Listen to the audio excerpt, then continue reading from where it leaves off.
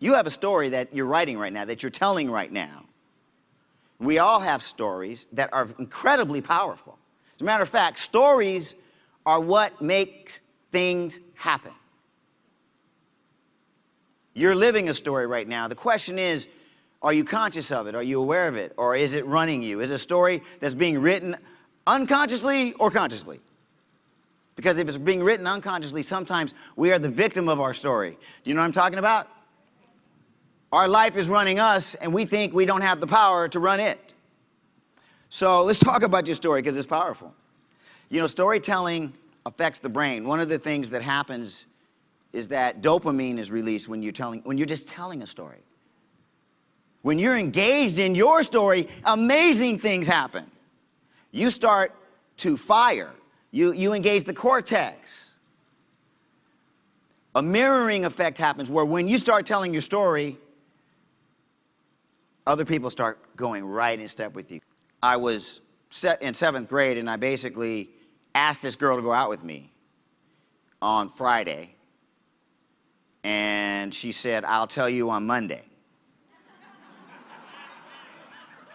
Not a good look. And I'm thinking to myself, I got a chance.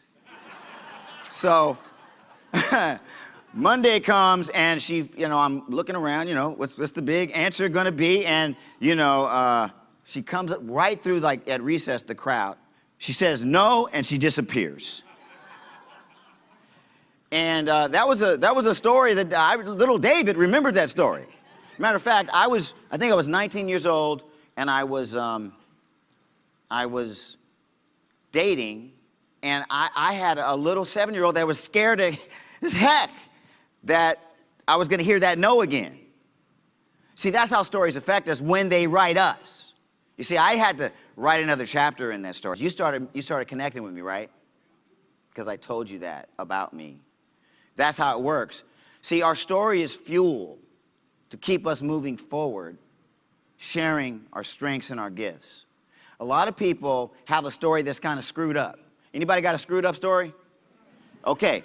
It's screwed up because you didn't make it right. You didn't write another chapter. What you're sharing is a screwed up story, and people look at you and go, I don't want that story. I'd keep the story I got. You're kind of messy. So the reason that happens is because you're not owning your story. You're not using the power of your story, because inside of your life experience, what you're learning and what you're striving towards is fuel.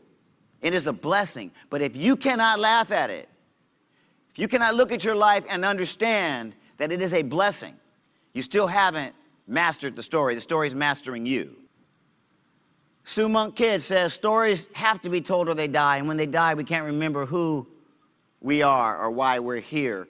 And basically, it's because we don't understand that what's happening to us is actually perfect.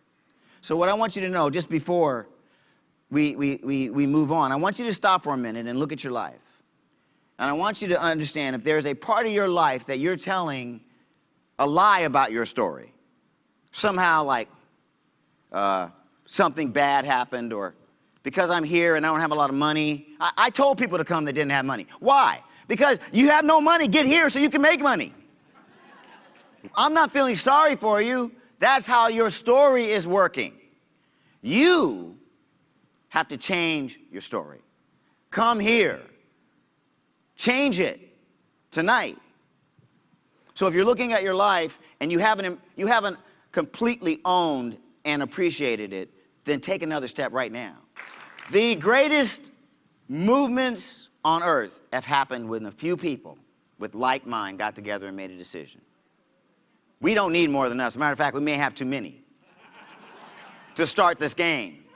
Because some of you may or may not have chosen to tell the story that's going to move your life forward, not backwards. And what I'm asking you to do is make an intention and a decision that is so great that you discover what you knew as a kid. When you decide to do something, it happens.